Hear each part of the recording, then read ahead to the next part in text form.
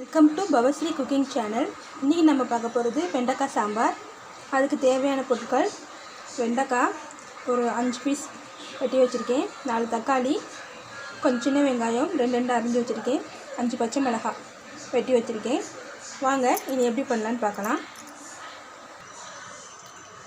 துவரம்பருப்பை, மஞ்சப்பொடி, விளக்கெண்ணெய், கொஞ்சம் பெருங்காயத்தூள் போட்டு வேக வச்சு எடுத்து வச்சுருக்கேன். இப்போ இதோட ஸ்டவ் ஆன் பண்ணிக்குவோம்.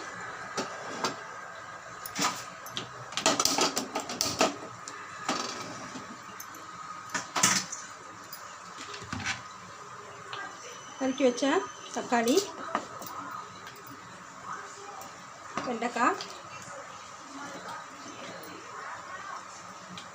பச்சை மிளகாய், சின்ன வெங்காயம் எல்லாத்தையும் சேர்த்துக்குவோம். இதோட 1/2 ஸ்பூன் மிளகாப்பொடி சேர்த்துக்கோங்க. ஏன்னா நம்ம மிளகாய் வந்து நிறையா சேர்த்துருக்கோம். சாம்பாருக்கு எப்போயுமே மிளகாய் நிறையா சேர்த்துக்கோங்க, பொடி வந்து கம்மியாக சேர்த்துக்கோங்க. இவ்வளோ தான் சேர்த்துருக்கேன் நான்.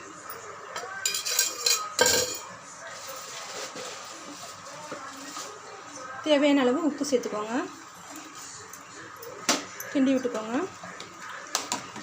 காய் நல்லா வேகட்டும். வெந்ததுக்கப்புறமா புளி சேர்த்துக்குவோம்.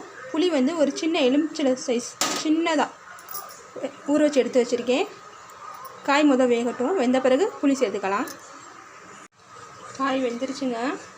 இப்போ புளியை சேர்த்துக்குவோம்.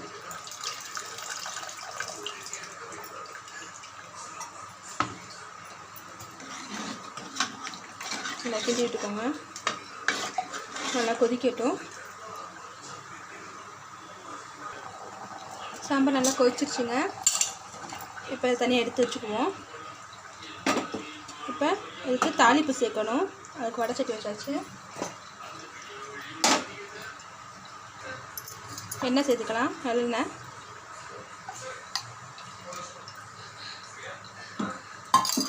எண்ணெய் காயட்டும்.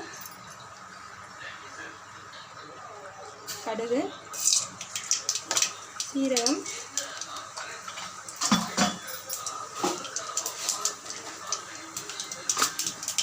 வெந்தயம் 2 வெந்தயம் சேர்த்துக்கோங்க தாளிக்கிறதுக்கு. பொரிஞ்சத்தையும் கொஞ்சம் பெருங்காயப்பொடி,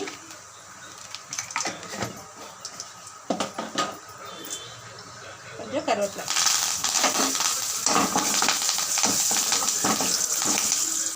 இப்போ தாளிச்சதை சாம்பாரை சேர்த்துக்கலாம்.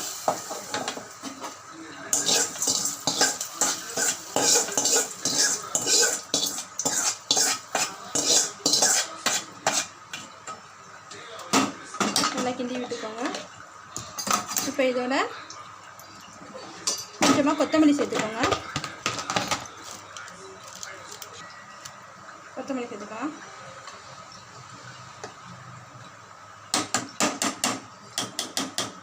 சாம்பார் ரெடி ஆயிடுச்சுங்க.